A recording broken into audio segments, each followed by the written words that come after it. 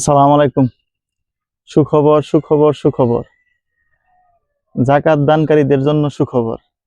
যদি বলেন কেমনে সুখবর, বর্তমান প্রেক্ষাপটে বাংলাদেশে এরকমই হয়েছে যে আহ, জাকাত শুধু ঈদ আসলে জাকাত দিতে হবে, ঈদের বাইরে জাকাত দেওয়া যাবে না।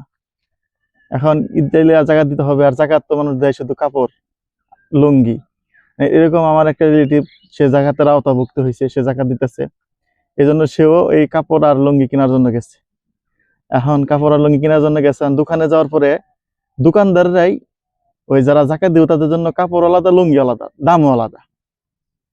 মানে কতটা সুবিধা হয়েছে, মানে গেলেই হবে, গেলেই বললেই যে জাকাত দেবো, এই এরকম কাপড় চোপড় দেখান, দোকানদার অটোমেটিক দেখাই দিয়ে যে এইগুলাতে জাকাতের, আর এগুলো হচ্ছে আপনার পার্সোনাল নিলে।